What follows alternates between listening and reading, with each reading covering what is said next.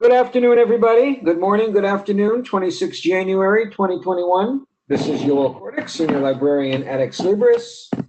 And today we're discussing the OAS, which is the Oracle Analytics Server, and the DV, which is the data visualization. We have 1 hour. We're primarily going to be focusing on the DV, the data visualization. That is a major change that did not exist previously. Previously, Alma, Primo, all of the higher education platform was using OBI, Oracle Business Intelligence version 11 previously.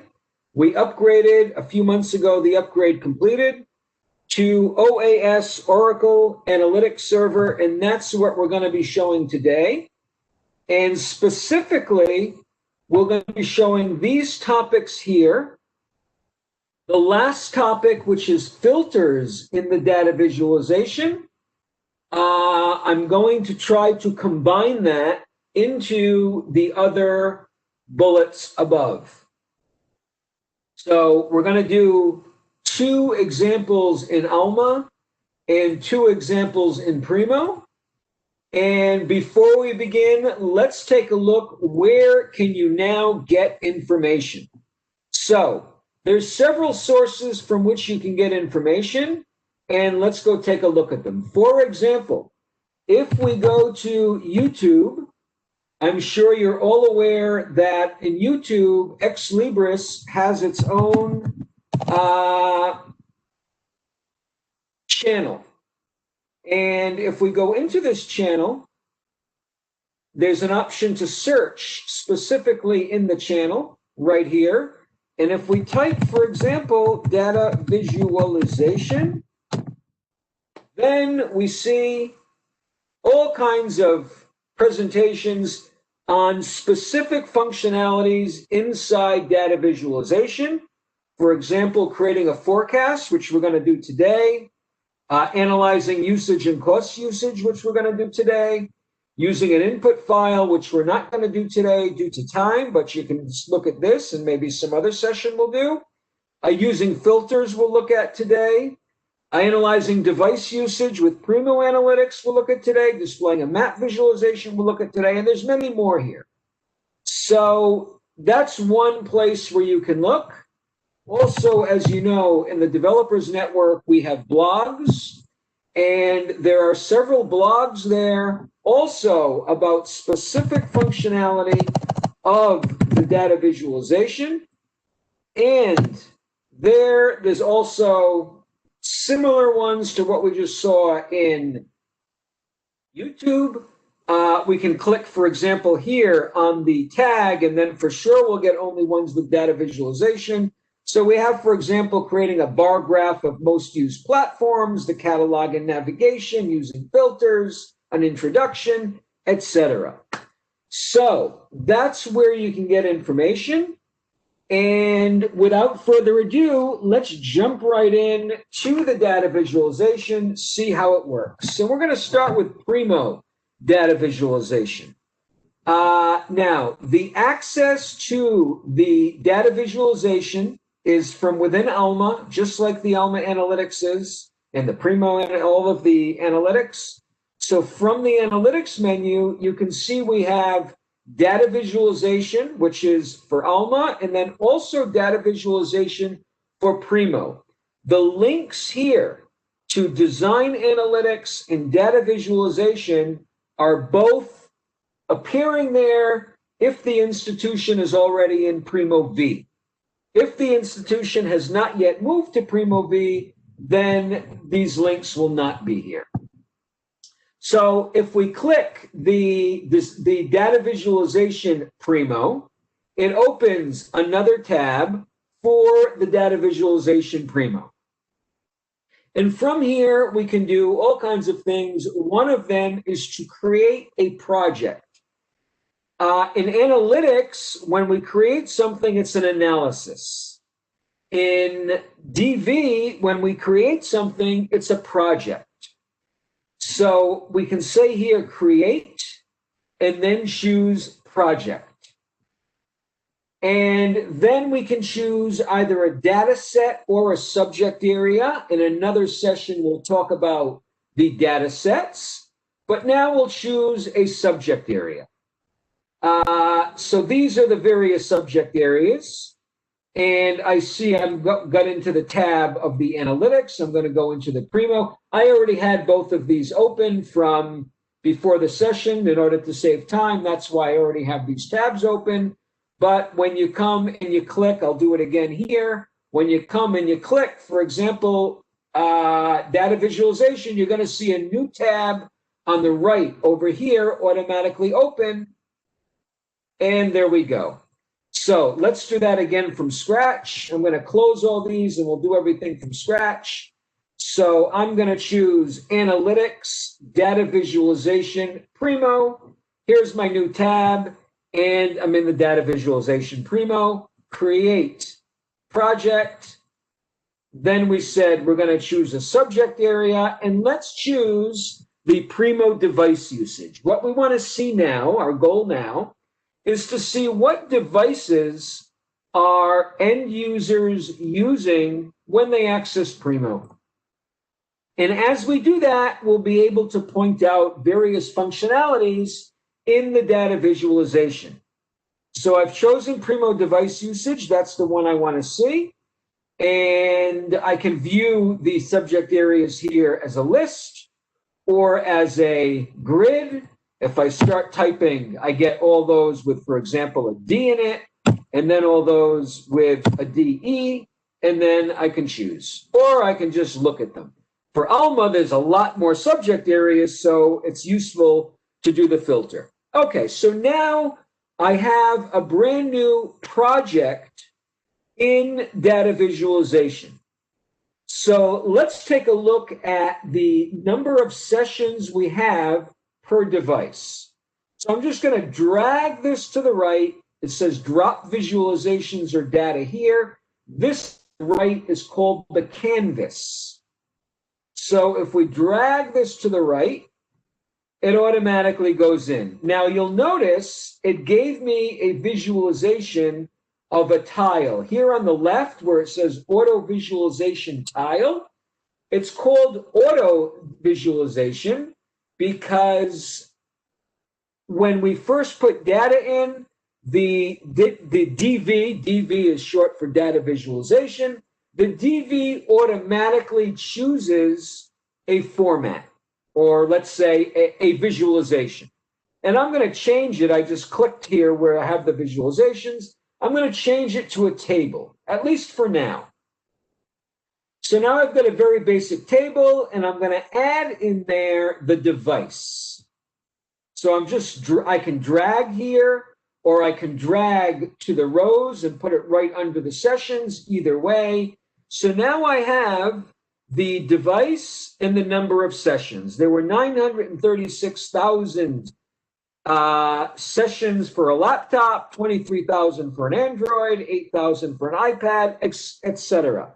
Now, this is my demo data, so it's not super huge, but same principles. It just happens to be a slightly smaller set. Okay, now, then we want to decide what do we want to do here.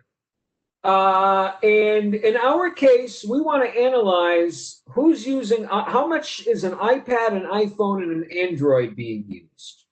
Because BlackBerry, iPod, WAP, and WinPhone, that's probably from way back.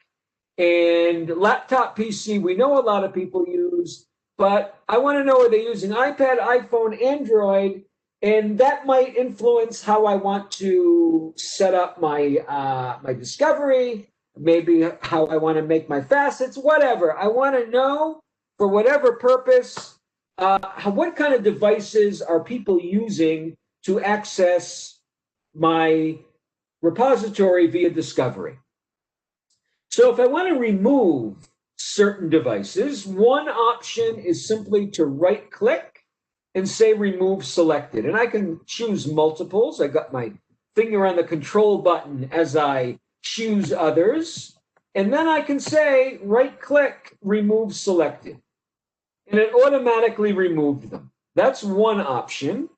And you can see up here, it automatically made the filter. I'm going to remove that filter so that we can do it another way.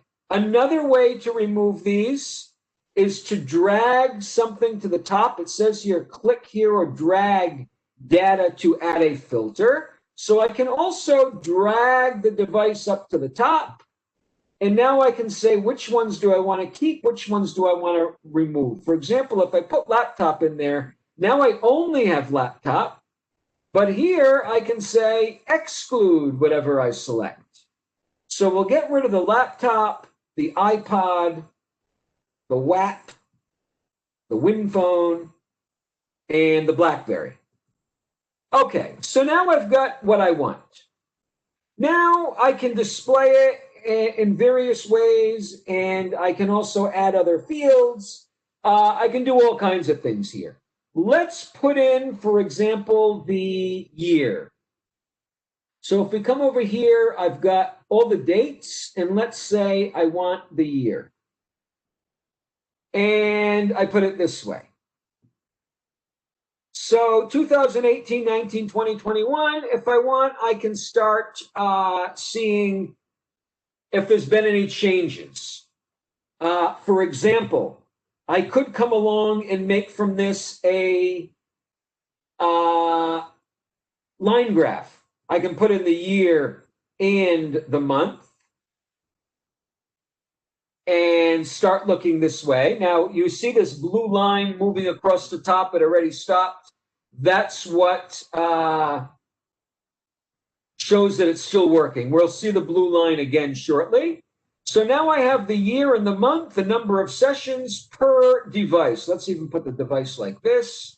You see I'm changing the order simply by dragging there.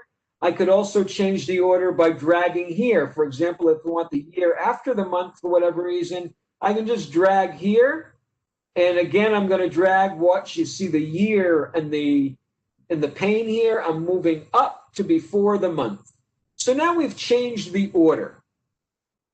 And let's put that into a line graph. So here, for example, in the table, where it says table, I can choose other visualizations.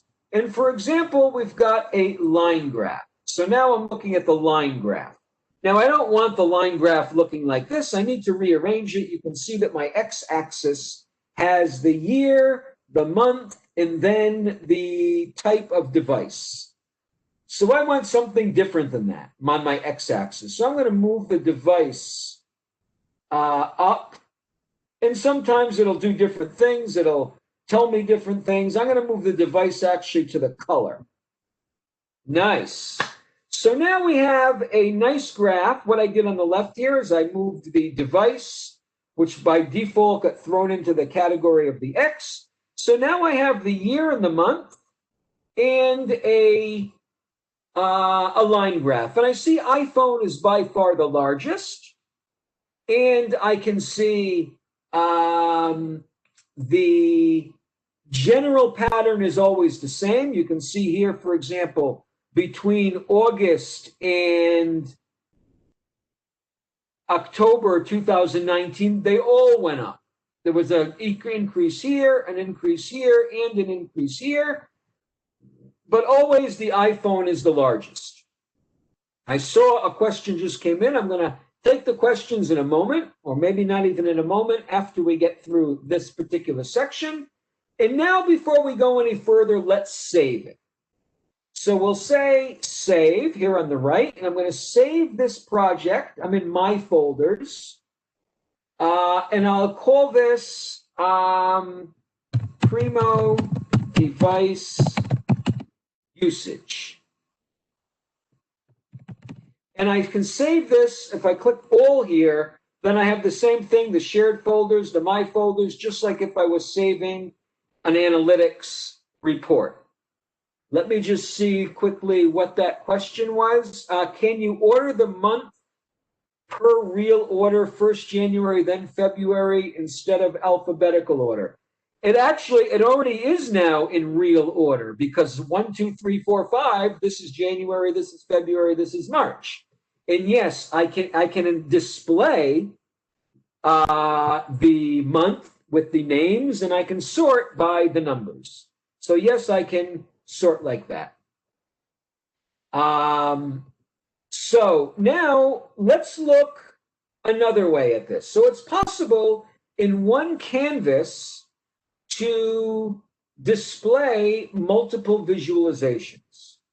So here, I'm clicking these 5 lines here, and I'll say duplicate. So we're going to edit, duplicate visualization. Now I have this visualization twice. And here, in one of the visualizations, I can make, for example, a different visualization. Here, I'm going to click this thing here that looks like a little graph with the 3 lines going up and down. So if I click that, now I have all the different visualizations, and here maybe I want a table. So here I've got a table. Let's move this a little differently. Actually, it looked nicer the other way now that I think about it. So here I've got a table. Yeah, this way looks pretty cool. Anyway, so now I've got a table, and I want to show a different type, which is called a donut. So let's get this a donut. And now let's start playing with this donut. Now, you notice if I'm selecting this visualization on the right, which we're going to change around to look a little more logical, you see on the left, I have all of the fields that we've already chosen, the device, the year, the month, and the sessions. And here, I also have the device, the year, the month, and the sessions. But in the donut, I don't really need the dates. So I'm going to come over here again. I selected the one on the right. And now I can remove whatever I'd like on the one on the right. So let's see what we want to get rid of here. We'll go very slowly so we don't make any kind of mistake. And I'm going to remove this. So I'm removing the year, and I'm removing the month. Great. So now we have a donut on the right. The donut has options to put your mouse on it, and it's interactive. So we see half of all of these 3 between the 48.9, almost half of these 3, the iPhone, the iPad, and the Android accessing Primo. Half of them are from the iPhone, which is with an interesting point. Then we've got Android 37%, and then iPad at 13%. Then I'm going to save this again just in case something happens. Now, if we want, we can add another visualization. Let's do another one.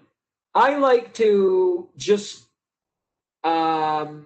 duplicate one. You can do it all different ways. I like to duplicate one visualization and then just copy it. So here I'm going to make one which is text. It's possible to add text. So where's the text? There we go.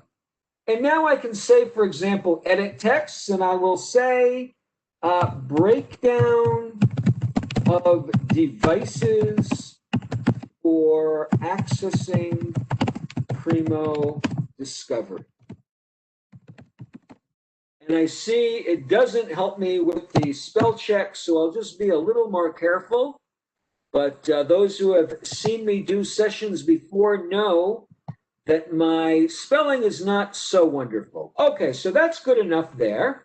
So now devices. Now, if we want that to be a little more logical, we can move that around. We can also change the size of it. And we can move all of these around. Like this one here, I'm just dragging. So I've moved that one to the bottom. I'm going to drag this one somewhere also. Let's put this one here. So now we've got the breakdown on the top. And I'm going to center that. Maybe I'll make it bold. Maybe I'll make the font Comic. No, I don't like that Comic Sans. Let's make it Tahoma. And let's make it a little larger.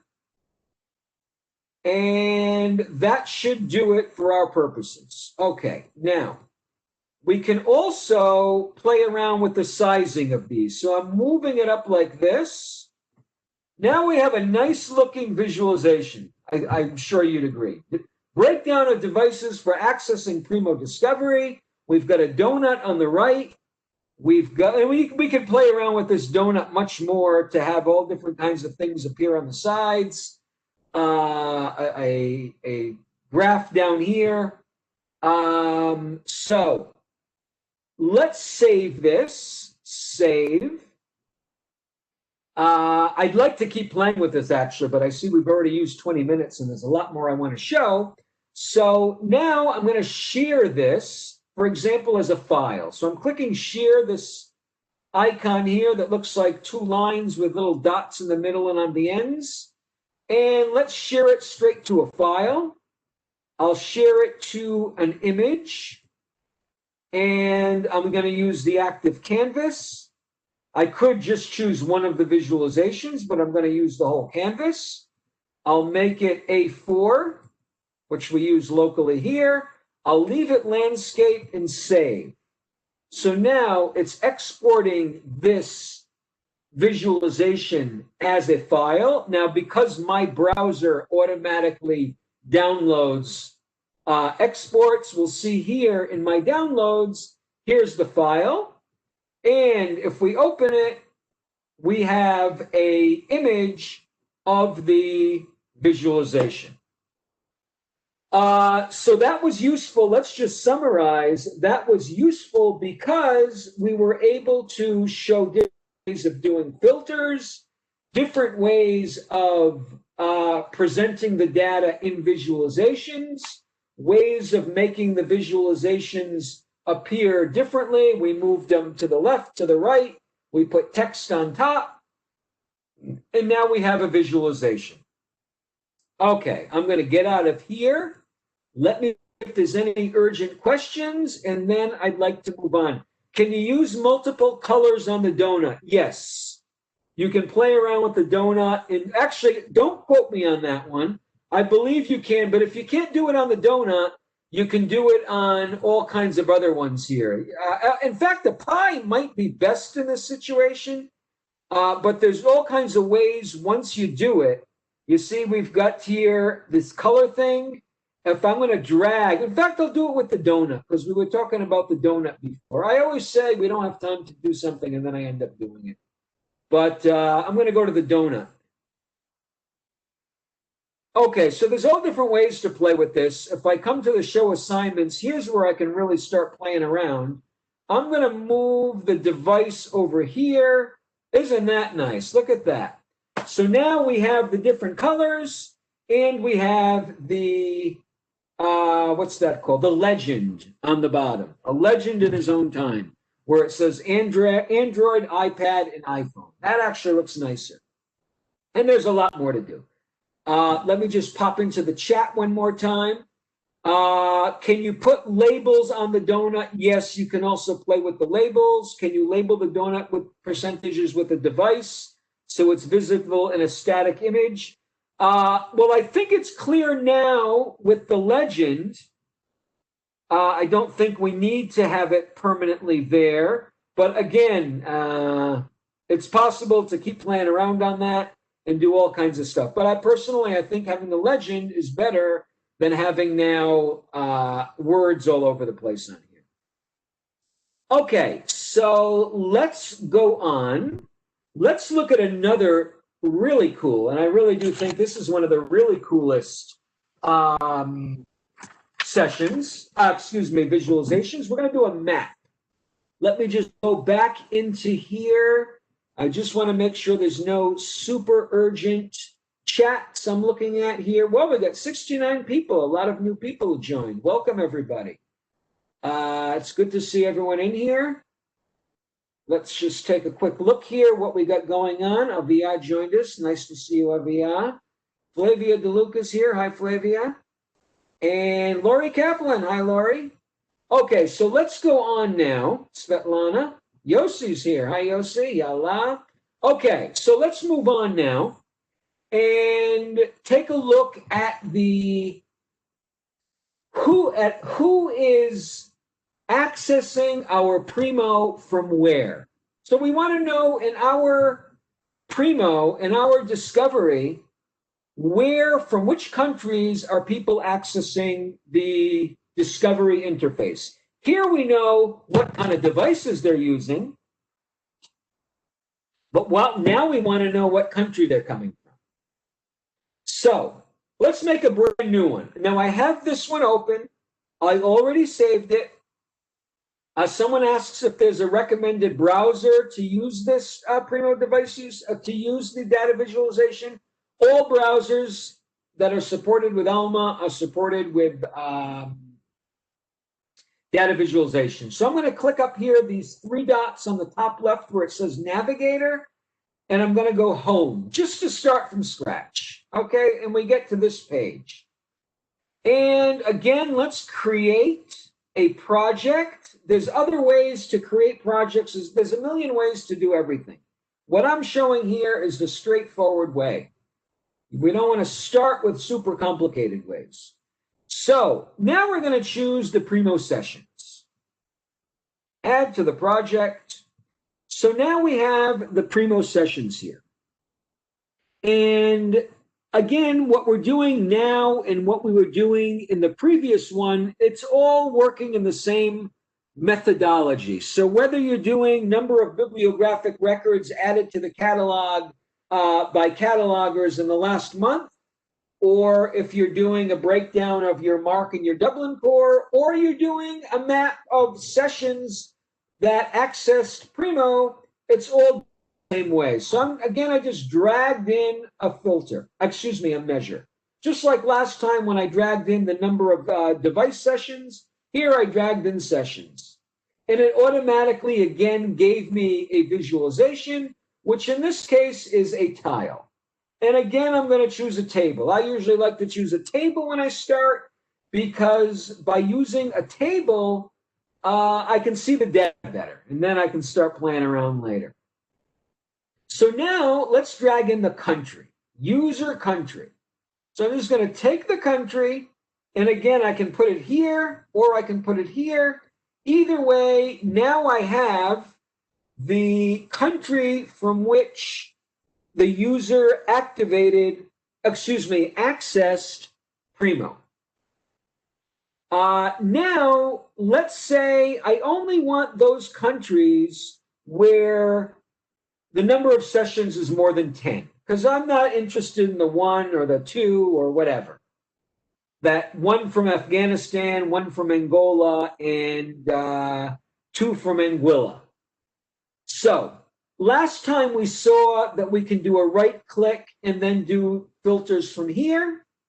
We also saw that we can drag something to the top and then make a filter here. Here I can say I want it to start at 11 and end at the maximum. And now I've got anything greater than or equal to 11.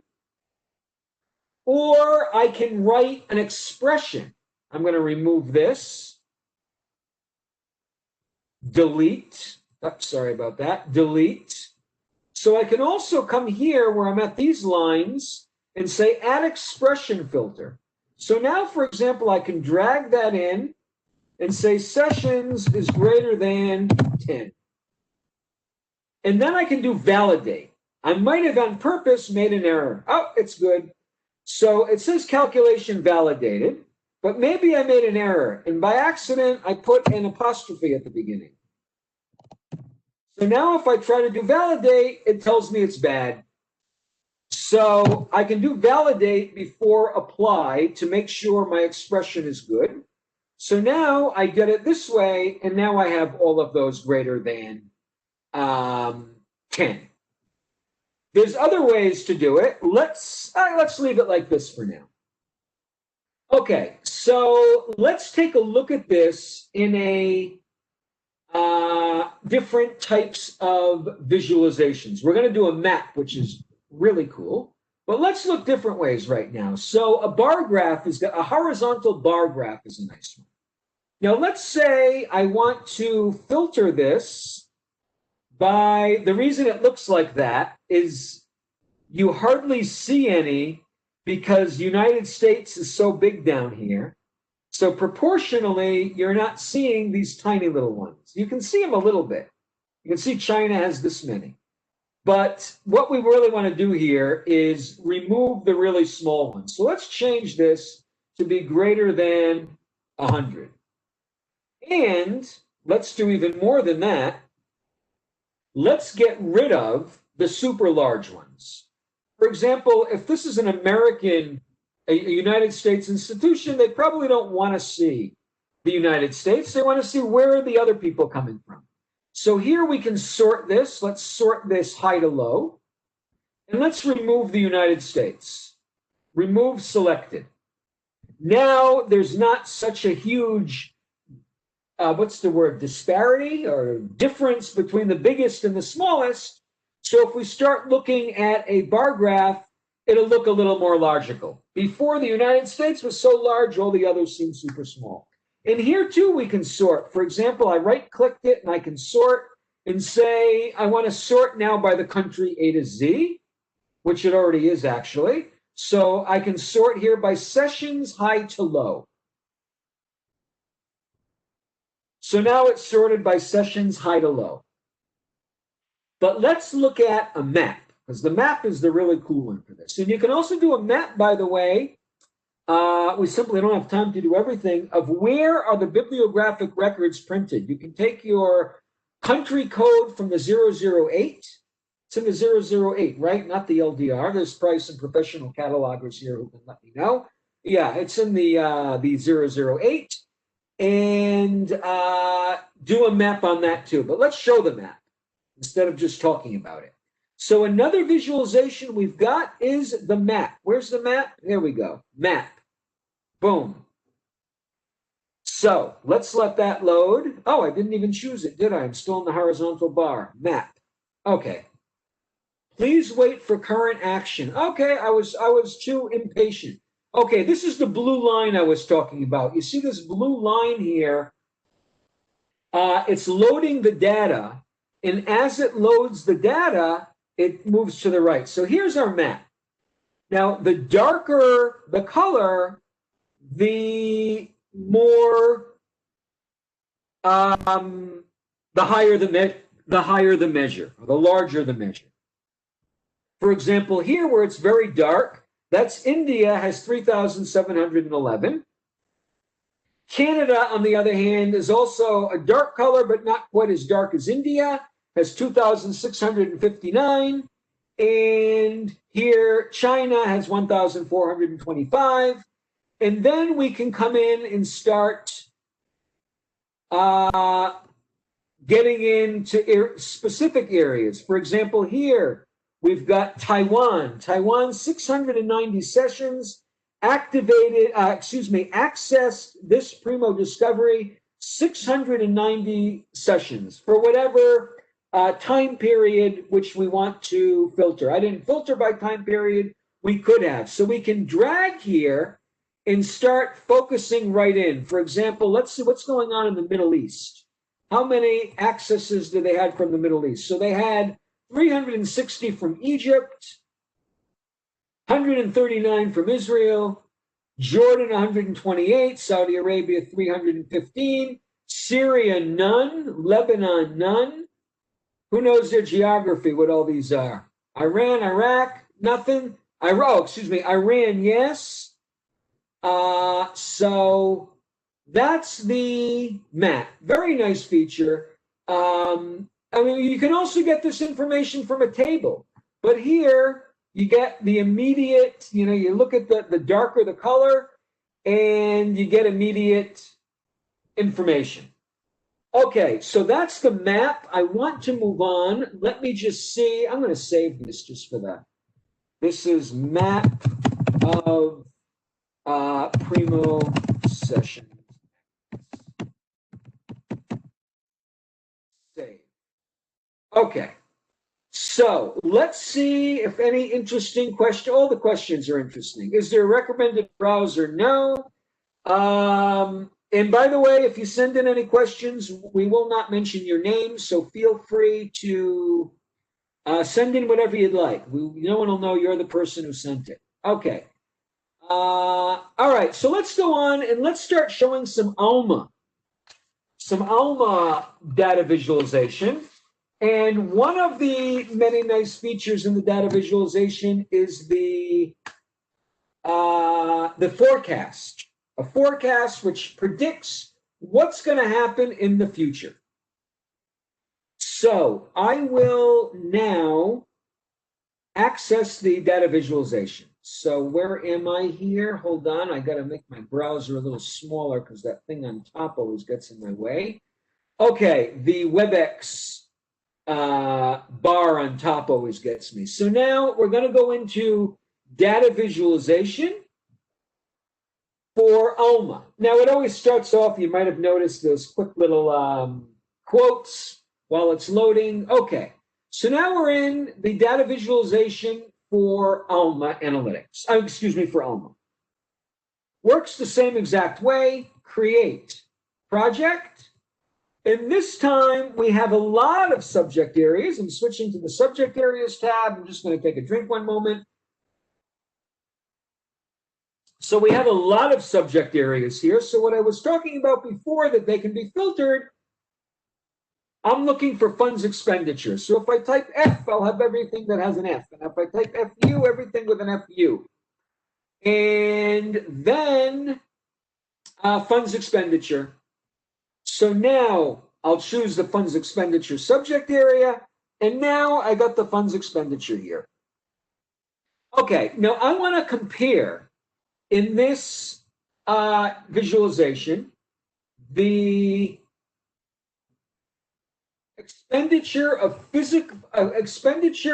for physical material as opposed to the expenditure for electronic.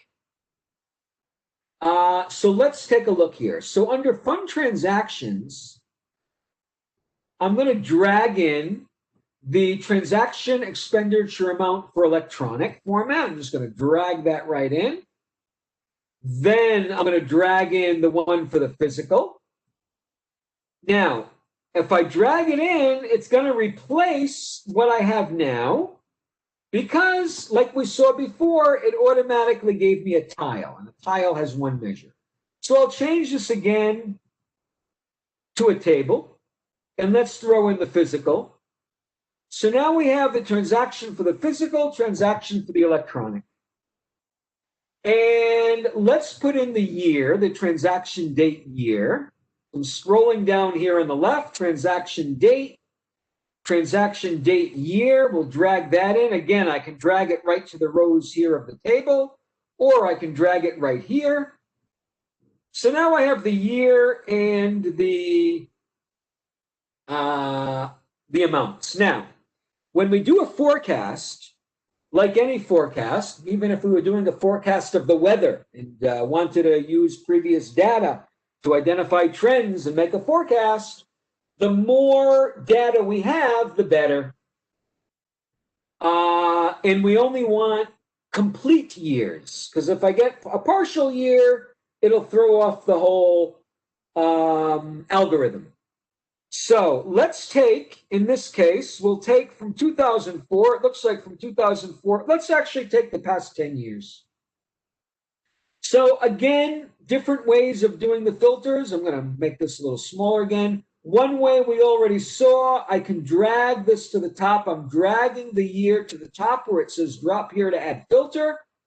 And then I can choose whichever ones I want. I'll say I want from 2011 to 2020. I'm just clicking.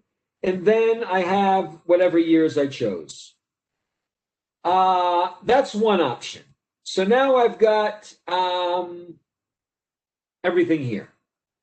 Then, if I want to view this different ways, I can choose whatever way, just like before. And I'm going to do the filter a little differently, just so you can see different options. I'm going to remove this filter. To remove it, I'm just clicking on it. Clicking on the little arrow here that goes down, and I'll choose delete. And instead, I'll do the expression filter. So again, here, I'm moving my mouse to these lines here on the top right, the filter bar menu, and say add expression filter. Add expression filter, and now I'll drag in the year, and I'll say is between, is between or just between? I don't remember, but we'll find out in a minute. Between 2011 and 2020. I don't think there is an is actually, but let's see, validate. Nope. And there we go, between. By the way, if I didn't know, I could also click here the functions. And if I start typing between, I can select it, and he tells me, or she tells me, how it's used. Example, year between blah, blah, blah. So I would have known from that as well. And I can just start typing. It also starts filling it in. In any case, this is now validated and applied. So now we're between 2011 and 2020. Let's put it in a line graph. So instead of the table, we'll choose the line graph. And now again, let's play around a bit because I'm only seeing here both of them combined. Both measures combined here because it says it gives information for the one for electronic and the one for physical. However, we can put those together. So instead of leaving the physical format under the color, I'm going to move that up to the y-axis. And now we have both of them together. Let me save this. Save. And I'm in my folders. And I'll call this. Now you see it's a different my folders because now I see ones I already saved. And by the way, these mean it's a project and these mean it's an analysis, analytics. You can open an analytics one from data visualization. You can open a data visualization from analytics. There's a blog that talks about the navigation in data visualization and analytics, and you can see more there. So I'm going to save this as during session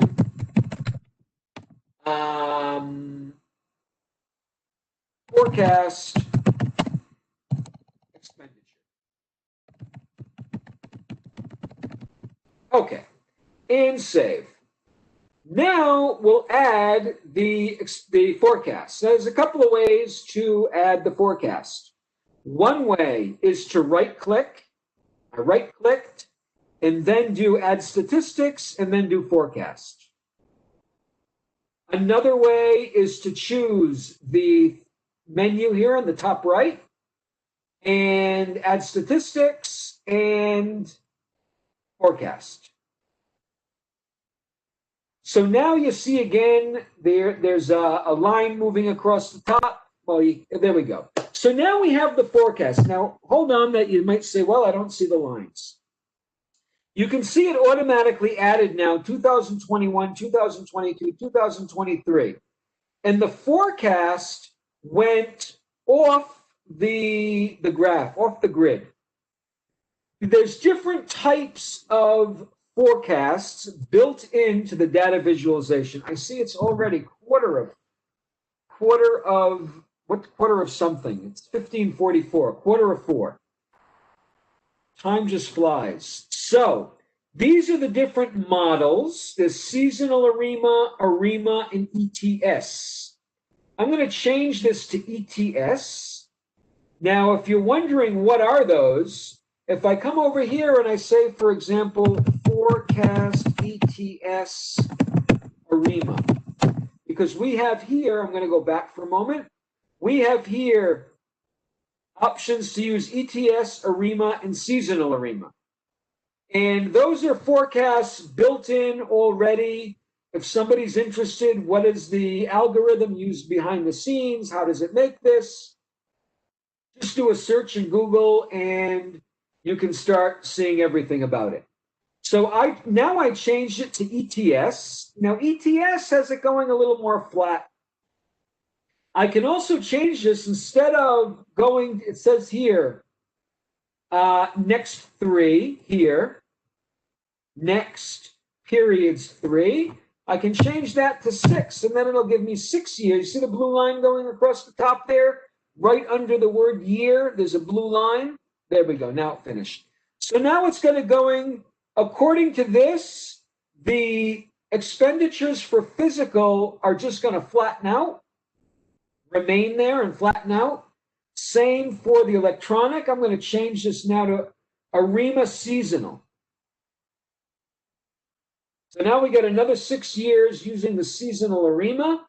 And, oh, now that's interesting. It's got it going up, and then it's got it coming back down in 2026. There's also, by the way, trends. I'm going to remove the forecast. I'm going to click an X here, remove forecast on the left. There's all other ways of doing these too. There's also adding a trend line. So the trend is basically going up, and this is basically going down. But it's not going to go to 0. I mean, they're always going to be buying some kind of physical. So the forecast says, okay, it's going to remain very low. When we look at that forecast, the ETS for 6 years, so that's the forecast. Let me just take a look at the chats. I'm going to click the save here, see if there's anything urgent. Can I open a DV in analytics? Yes, you can open one DV report in analytics, and you can open an analytics report in DV. It simply opens whatever it was saved in. Like if I'm in Windows Explorer, I can double click an Excel file, it opens Excel. I can double click a Word file, it opens Word. How come there is such a specific visualization like the map? I mean, you can't use this for the devices. Just curious to know how the software works. There's a visualization called map because it's a useful way of presenting data that enables the consumer of the project to quickly identify trends in his system. Okay, and let me just show that actually. If I come back here and I go to analytics now, I'm just going to show something because that question came in. Design analytics. So, and I'm going to close these other tabs that I had. So if I go now, for example, to my folders, so I see here, these are analytics reports. I'm in analytics. These are data visualizations, and I'm in analytics. And if I open this data visualization, you can see now it's opening the data visualization, and it's opening that file. Just like, as I mentioned, if I'm in Windows Explorer and I click on a Word document, something .docx, it's going to open up a Word. And if I click on .xlsx, it'll open up Excel. Same principle. Okay, so I think I got all the questions. If not, feel free to send it in again. But I think I got them all. Okay. Now, we got 12 minutes. Let's do another one where we look at usage and cost per use. Now, yesterday we also had a session on usage and cost per use, and we didn't have too much time to show a lot of the analytics stuff, so let's do that now. So again, actually, I'm already in data visualization here, so I don't even need to open the data visualization. I'm going to go home. To go home, I'm clicking the home button here, but before I can click the home, I clicked, let's open up again so you can see what I clicked, open. And I'll close this one. I clicked these 3 lines on the top left where it says Navigator. When I click that, clicking the 3 lines on top, now I'm going to choose Home. So now it's like I'm starting from scratch. Someone says, I know DV is still in preview mode. Do we have a list of what is or is not possible in DV? DV is officially released now. You can go and use it all you want. We took out all references to it being in preview mode.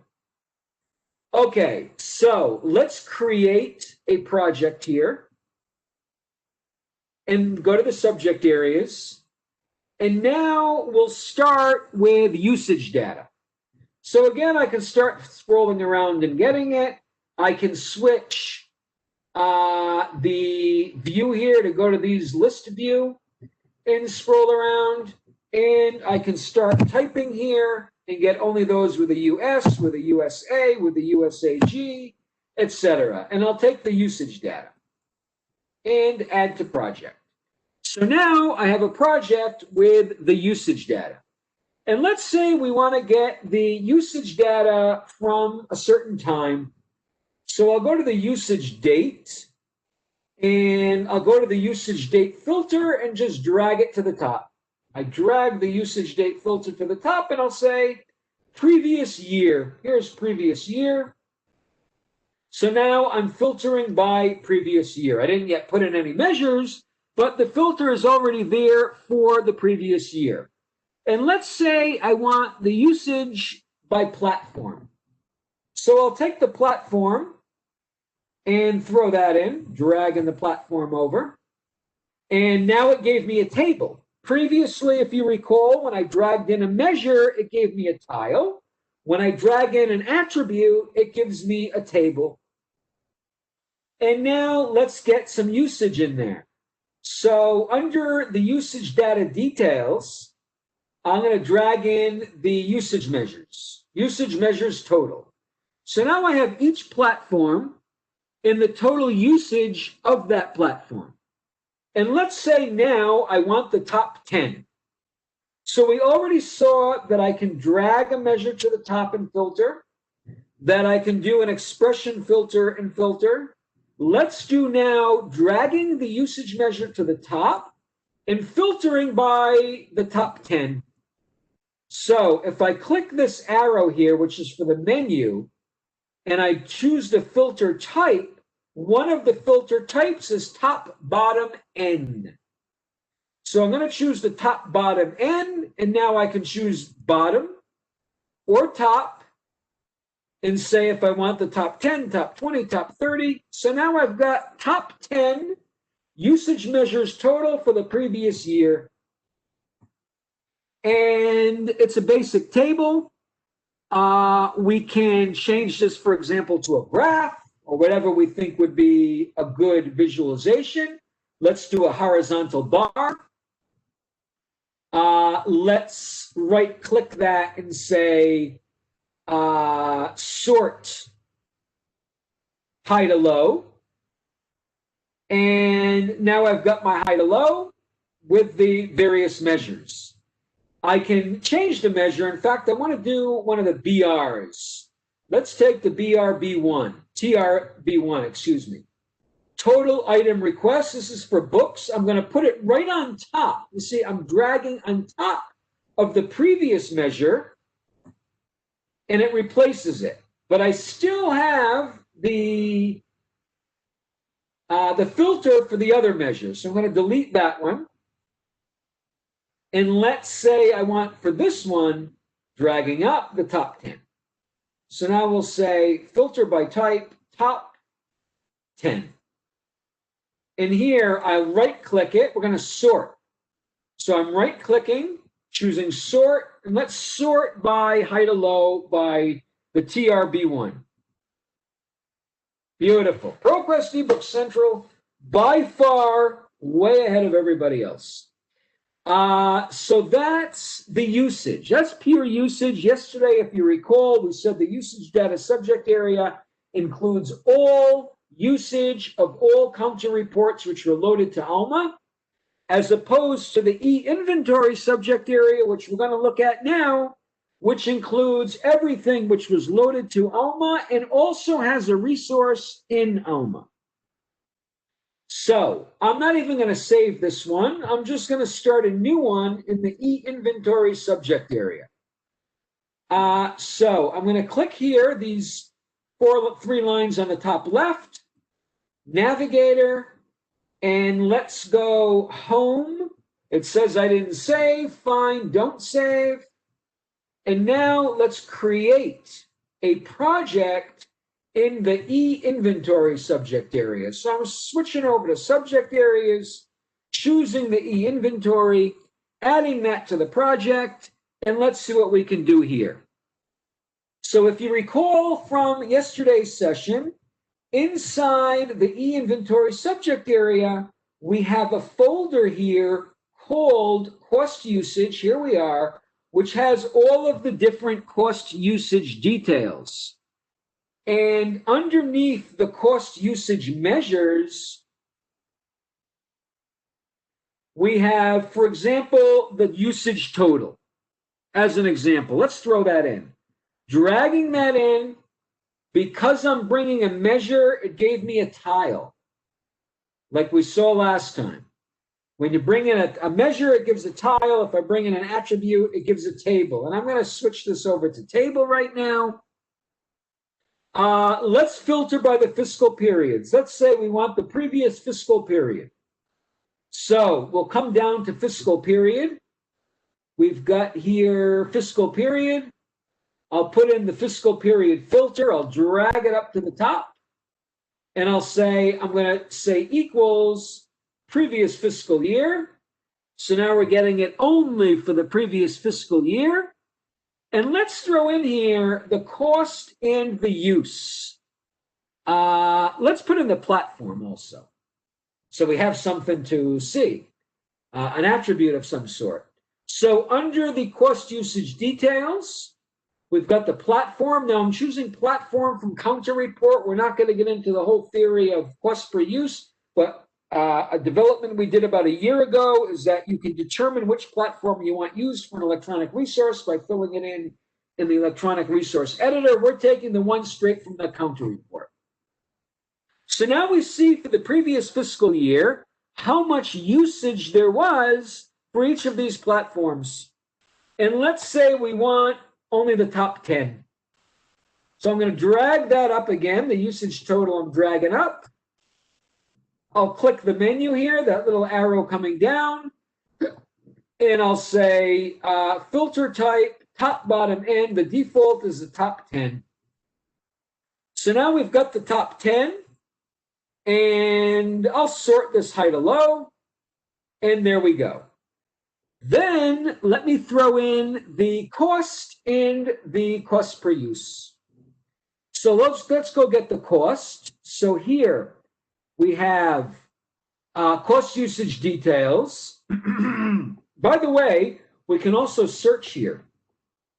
If we go here and just put in cost, it looks through all of the possible fields, displays them here. With a mouse over, it says where it's coming from. So this is in the cost usage measures. Let's drag that in. Cost. And let's also put in the cost per use. Okay, so now I've got it's still ordered by usage. So we see, for example, the cost per use is the cost divided by the use. If I were to take, in fact, let's do that. If I were to take this, 532,534, let's see something here.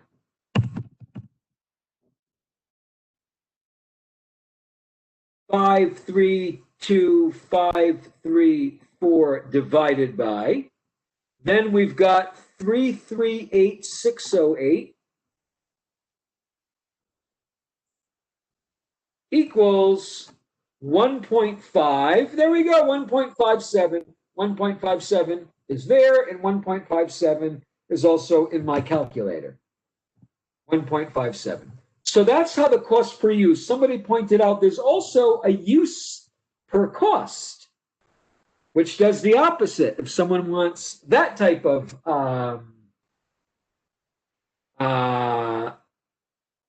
calculation, but let's save that because we're almost out of time already. So now I've got the cost per use for the top 10 usage of the ordered by usage, descending, and also giving the top 10 usage. And this, of course, can be changed to do all kinds of other stuff. I could, for example, replace instead of the counter platform, let me get rid of the filters here. I'll leave the fiscal period filter. I can also see which subjects are really being used. Let me get rid of the cost. Let me get rid of the cost per use. Great. So let's say I want to know what subjects in my institution are being used. So now one of the great advantages of us putting the usage data in the e-inventory subject area is now, I see it's exactly 4 o'clock, is that, for example, I can use now the LC classifications. I'm going to replace the platform with the LC classifications. Let's remove this unknown, right-click, remove selected, and now I have a list of, in my institution, which subjects are most used according to Counter Release 5 data. Okay, so that brings us to the end of the session. I think I got all of the questions, and I thank you very much for joining us, and have a nice day.